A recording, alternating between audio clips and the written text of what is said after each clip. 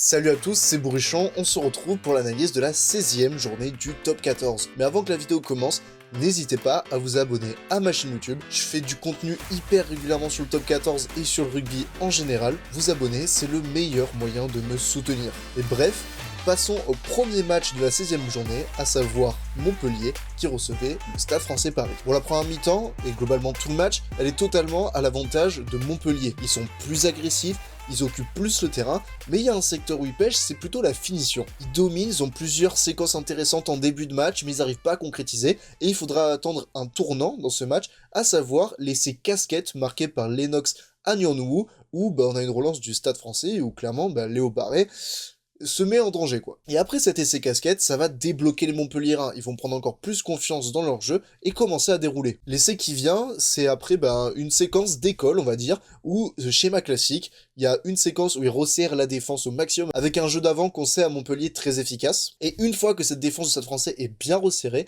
ils vont chercher l'extérieur, donc avec l'essai d'Auguste Cadeau. Du côté du Stade Français, on va attendre la 33e minute pour les voir rentrer dans les 22 mètres montpelliérains. Ça prouve l'extrême domination de la part de Montpellier. Mais bon, les Parisiens, ils ont pas marqué, ils restaient trop appréciés en touche et en pick and go, où clairement ils se sont fait bouffer dans ces deux secteurs. En deuxième mi-temps, Montpellier déroule, avec d'abord les essais de Moustin et Hawk qui mettent un peu de temps à arriver, mais une fois qu'ils sont marqués après, il y aura d'autres essais par la suite, et c'est vraiment frappant de voir la différence de défense entre celle du Stade Français la semaine d'avant à Bordeaux qui était très efficace, et là où il y avait des trous de partout, ça communiquait mal, et où les trois quarts montpelliérains s'engouffraient trop facilement. En tout cas, bref, Montpellier se place bien dans le top 6 grâce à cette victoire bonifiée. On va commencer le multiplex avec Montauban qui recevait l'UBB. Bon, l'UBB prend le bonus sur ce match, mais ne se rassure absolument pas. Dans le jeu, ça a été un peu compliqué. Surtout que tout au long du match, ça a plutôt été Montauban qui a possédé le ballon, mais qui a très peu scoré. L'UBB avait une défense solide, était meilleur en touche aussi, ils ont volé 8 ballons sur tout le match. Et comme je le disais, défense solide, avec 95% de plaquages réussis,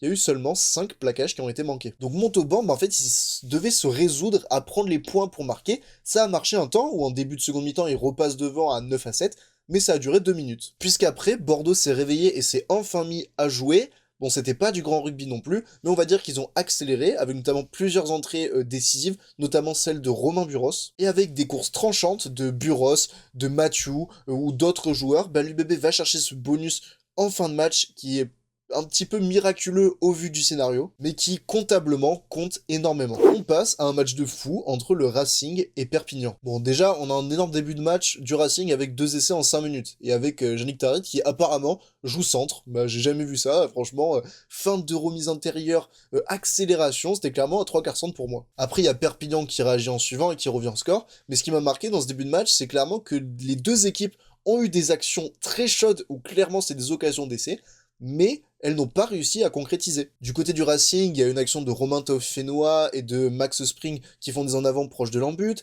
Du côté de Perpignan, c'est plutôt Maxime Granel et Tanguy. Enfin bref, les deux équipes pouvaient scorer, quoi. Mais ce qui a fait la différence dans ce match entre deux équipes qui se valaient plutôt bien, c'était clairement la gestion des supériorités numériques. Quand le Racing se retrouve à 13 contre 15, Perpignan ne marque pas pendant cette période-là. Alors oui, ça dure 3 ou 4 minutes, mais même après, quand ils sont encore à 14 contre 15, Perpignan ne marque toujours pas. Alors que le Racing, eux, dès qu'ils se sont retrouvés donc avec un carton jaune du côté de Perpignan, c'était 14 contre 14, parce qu'en plus Tussova avait déjà été exclu à ce moment-là. Le Racing, eux, ils ont marqué 10 points. Et donc, à un moment, il y a eu 37-17, le break était fait, et après, ça a été trop dur pour Perpignan de revenir, même s'ils étaient très proches. Parce qu'au final, Perpignan n'a pas réussi à passer pendant plusieurs temps, mais bon, quand t'as un centre en moins durant toute la rencontre, forcément ça laisse des espaces, et à force de combler les brèches, tu te fatigues, et t'arrives de moins en moins à les combler. Donc c'est comme ça que Perpignan arrive à marquer, en jouant sur les largeurs, clairement. On peut voir l'essai de Jefferson Lee Joseph, où il y avait des trous de partout sur un ballon de récup,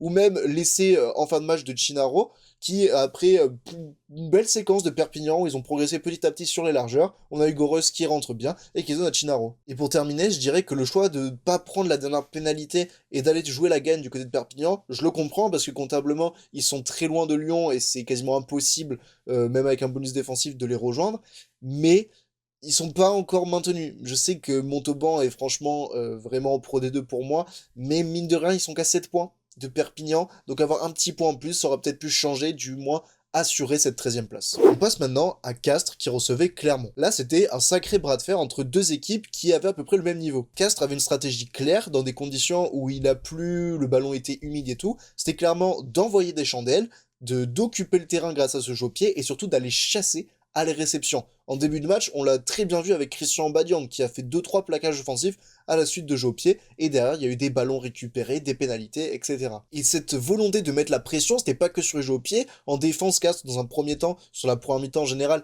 était très solide, Clermont passait très peu, et même quand il y avait un petit peu d'avancée, les Castrés faisaient l'effort d'aller combler les trous, et donc Clermont ne marquait pas. Mais ils auraient pu avoir un avantage, les Castrés, de 8 points à la pause, si Santiago Arata n'avait pas pété un câble. Je veux dire, mi-temps, il y a que 11-3, c'est un match un peu compliqué, tu vas en touche. Enfin, je veux dire, la sirène a retenti, tu vas en touche. Et non, lui, il tente un petit coup de pied par-dessus. Franchement, même s'il n'est pas contré par Anti-Memory, je vois pas ce que ça va apporter. Clairement, on aurait récupéré le ballon dans peut-être 90% des cas. Et au final, ça offre un essai à Bautista Delgui et à Clermont, qui n'est plus qu'à un point à la mi-temps. Et ça te refoule la pression, et à l'inverse, ça remet Clermont dans le match. Et ça s'illustre, en début de seconde période, c'est Clermont qui remarque en premier et qui passe devant. Heureusement que les Castrés ont eu une rentrée de Jérémy Fernandez qui a fait une rentrée énorme et qui a remis les pendules à l'heure dans le jeu castré pour que Castres aille l'emporter en fin de match, parce que les deux derniers essais, que ce soit le sien ou à la fin celui de Jack Goudiou à 1 minute 30 de la fin, c'est Fernandez qui les créé. Et justement, par contre, là où Castres aussi a été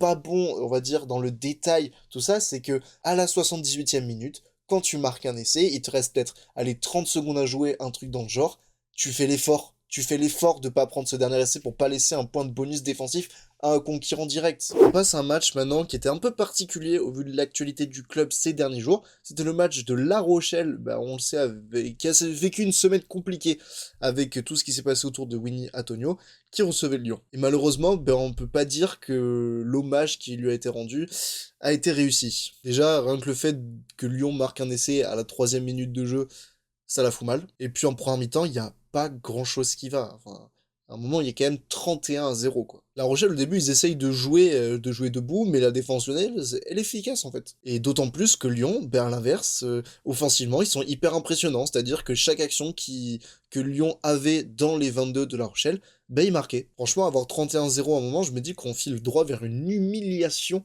à deux Flandres. Heureusement que La Rochelle marque avec Ninashvili juste avant la pause, mais ça change rien, la domination lyonnaise est quand même totale. Alors oui, il y a une réaction en seconde mi-temps, où là, après, à un moment, il y a 31-19, La Rochelle revient bien, vraiment. Mais bon, on a quand même une équipe de Lyon qui souffre, mais qui va réussir à inverser la dynamique en fin de match avec un contre de Wayne Nicolo qui va sceller le score, alors qu'on avait une La Rochelle qui est revenue vraiment à 24-31, quoi. Mais ce qui est marquant, c'est clairement le pragmatisme lyonnais, parce qu'ils ont eu seulement 34% de possession sur le match, ce qui est vraiment très peu, mais par contre, ils ont 4,1 points marqués par entrée dans les 22 mètres Rochelais. Et du coup, quand t'as pas la possession, c'est-à-dire que tu défends, et sur 227 plaquages tentés, ils en ont manqué seulement 26, donc 90% de réussite. Et quand on sait que La Rochelle jouait vraiment vite, parce qu'il y avait 77% de ruck qui étaient en moins de 3 secondes, la performance de Lyon est d'autant plus impressionnante. On passe maintenant au match du samedi soir, c'était Toulouse qui recevait Bayonne. Bon, Toulouse a gagné, mais il y a eu du mal face à des Bayonnais qu'on a senti vraiment plus agressifs à l'extérieur que sur les précédentes prestations. Face à une équipe toulousaine qui a vraiment beaucoup possédé sur ce match avec 62% de possession, Bayonne ils sont accrochés en défense, ils ont tenté 140 plaquages, ils en ont loupé 33, ce qui peut paraître beaucoup, mais sur 140 tentés, ça va à peu près. Avec 81% de réussite, on va dire qu'on est à la moyenne. Mais bon, forcément, Bayonne a fini à craquer parce que à force de défendre, tu craques, c'est un peu le même principe que sur le Racing, ce que je vous expliquais tout à l'heure. Et surtout que Bayonne a été très indiscipliné à force de défendre.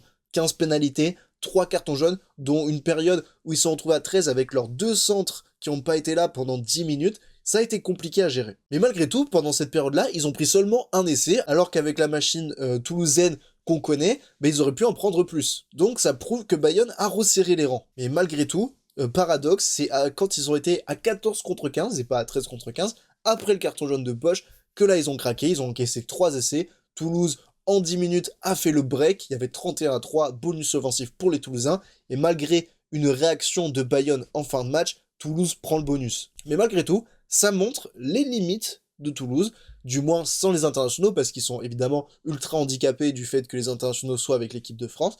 Ça prouve que les équipes peuvent accrocher les Toulousains qui semblent un peu imprenable. Et enfin, le dernier match, c'était Pau qui recevait Toulon. Bon, la première mi-temps, ça a été très cadenassé. On a un Toulon hyper pragmatique, une occasion, un essai, alors que Pau, n'a pas cette efficacité-là, il possède beaucoup plus que les Toulonnais en première mi-temps, mais il manque de création, il manque d'inventivité, du fait tout simplement que leur premier centre c'était un troisième ligne, donc pour enchaîner et créer derrière c'est plus compliqué. Avec 63% de possession, ils n'arrivent pas à marquer, mais ils marquent des points, mine de rien, grâce aux pénalités et l'indiscipline toulonnaise qui a été pénalisée à 7 reprises seulement en première mi-temps. Mais là où la section a été très forte, c'est vraiment dans l'adaptation, voyant qu'ils n'arrivaient pas à passer sur les extérieurs, qu'ils n'arrivaient pas à créer sur l'extérieur, mais ils se sont resserrés devant. Rissi Watt, qui était en numéro 12, a vraiment joué comme un troisième toute la rencontre, et ils se sont resserrés autour d'une phase de jeu qu'ils ont très bien maîtrisée sur ce match, c'est les Molles. Ils ont marqué 3 essais à la suite de Molles, et quand il y avait un joueur en plus, toujours Rissi Watt qui venait en plus,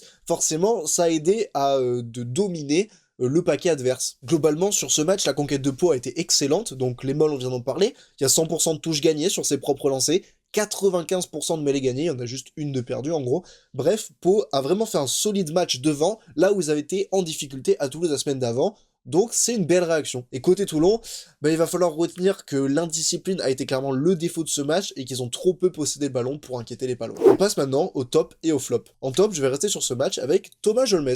Ouais, c'est pas forcément un des noms les plus flamboyants de cette équipe de Pau, mais sur ce match, il a été impressionnant. Il a touché 8 ballons, il a gagné 20 mètres au contact, ce qui est pas énorme, mais ce qui est honorable. Il est à l'origine aussi d'un contre qui met la pression dans le camp toulonnais à 5 mètres de la ligne de Toulon. Il a fait 9 plaquages en défense, c'est un des meilleurs plaqueurs palois, il en a raté aucun, et puis surtout, il a pris 11 ballons en touche, et en l'absence d'Hugo Radou, ça montre que d'autres leaders dans ce secteur peuvent émerger, surtout que c'est lui qui prend les touches lorsqu'il y a les Molles qui font l'essai. On va continuer avec Paul Graou, qui a été très intéressant dans l'animation, que ce soit en 9 puis en 10, en fin de match, il a vraiment été très bon dans son jeu. Dans le jeu, il a touché 11 ballons, il a franchi 2 fois, il a gagné 50 mètres, et il marque un essai évidemment, et puis même en défense, je l'ai trouvé volontaire, à vouloir revenir même sur la dernière action, l'essai de Tom Spring, lui il essaye d'y aller, ça prouve sa bonne mentalité. Et enfin, le dernier top, c'est Cameron Woki, qui sur un match vraiment compliqué à Montauban de son équipe, lui a rayonné. Dans le jeu, il a été propre, il a pas fait de folie, il a touché 6 ballons, il a gagné 16 mètres, c'est pas énorme, il a fait 7 plaquages, il en a manqué aucun, il a pris 7 touches, et surtout il a contré énormément de touches de Montauban, et puis il marque un essai en début de match tout en puissance, qui rajoute une corde à son arc. En flop, on va rester sur ce match, avec un autre troisième ligne, c'est Fred Kersi, parce que son geste sur Damien Penaud est très dangereux. Franchement, Damien Penaud a eu beaucoup de chance, et heureusement que son genou n'est pas parti sur le contact, parce que là, l'attitude de Fred Kersi, elle est vraiment pas bonne, elle était là juste pour blesser. En deuxième flop, je vais parler de Joe Marchand, que j'ai pas du tout trouvé à son avantage à Paris. Alors oui, j'aurais pu mettre des joueurs qui sont plus au cœur du jeu, parce que la défense a été mauvaise, mais lui, en fait, j'ai l'impression que tout ce qu'il a fait, il l'a raté. Il a eu 3 ballons perdus sur le match, celui qui a perdu le plus de ballons. Il s'est fait prendre sur le premier essai de Cadeau avec un tchic-tchac raffut de Cadeau assez facilement. Il a trouvé une touche directe sur un de ses jeux au pied. Et puis, c'est lui qui se prend un tampon monumental de Béconnier sur l'essai de Agnanou en début de match. Bref, c'était pas son après-midi. Et enfin, le dernier flop, c'est Quentin Lespio, qui déjà n'a joué que 41 minutes. Franchement, ça prouve qu'il n'était pas dans son match. Et puis surtout, il donne ce ballon à Sam Simons et ça crée l'écart. Il y a 17-0 après ça et puis Lyon va accélérer juste après. Enfin, franchement, j'ai pas compris pourquoi il a voulu jouer vite. C'est vraiment une erreur énorme. Pour ce qui est du classement, Pau, mine de rien, conserve sa deuxième place alors que derrière, ça se bagarre entre Bordeaux, Montpellier et puis Stade Français Toulon qui du coup malheureusement ont loupé le coche pour rester devant. Lyon aussi, là ça y est je pense, éloigne Perpignan de cette 12e place. Lyon même se rapproche potentiellement d'une 8e place qui paraît un peu loin encore mais qui peut être synonyme de Champions Cup. On va vivre ça dans les prochaines semaines. Pour ce qui est des pronos, maintenant on a d'abord UBB Castres, un match piège pour l'UBB qui aura pas ses internationaux mais qui aura le retour de Maxime Lucu quand Castres performe en ce moment entre les victoires au Munster, à Bayonne et contre Clermont. Donc je vais dire victoire de l'UBB mais avec un bonus défensif pour Castres. Bayonne reçoit le Racing et joue une victoire de Bayonne qui retrouvera le chemin de la victoire à Dogé. Lyon-Montauban, victoire de Lyon avec bonus offensif. La Rochelle-Montpellier, match piège aussi pour les Rochelais. Et au vu de la dynamique, je vais dire que La Rochelle perd à domicile et que Montpellier gagne par conséquent. Perpignan-Pau, un match intéressant, mais Pau handicapé de plusieurs joueurs, notamment au centre et plus globalement avec l'équipe de France, je vois Perpignan gagner contre Pau. Toulon-Clermont, un choc que j'attends vraiment sur ce week-end, et je vais dire Toulon qui doit renouer à la victoire. s'ils veulent viser plus qu'un top 6 simple. Et enfin, Stade français, Stade toulousain, je vais dire victoire de Paris à la maison. Enfin bref, cette vidéo est à présent terminée, j'espère qu'elle vous aura plu. Si c'est le cas, comme je vous le disais en début de vidéo, n'hésitez pas à vous abonner à ma chaîne YouTube, mais également à mettre un like sous cette vidéo et un commentaire, ainsi qu'à activer la cloche, c'est des petits gestes qui m'aident grandement. N'hésitez pas aussi à me suivre sur Instagram et sur TikTok, c'est @bourrichon.tv. Je mets des extraits des vidéos YouTube, mais également du contenu exclusif, et vous pouvez retrouver aussi toutes mes informations en story. Et depuis cette semaine, j'ai créé aussi une page Facebook. Donc voilà, s'il y a vos parents, vos grands-parents, parce que c'est plutôt des personnes, on va dire, plus mûres, qui sont sur ce réseau social, bah n'hésitez pas à leur partager sur Facebook. Enfin bref, c'était Bourrichon, ciao ciao.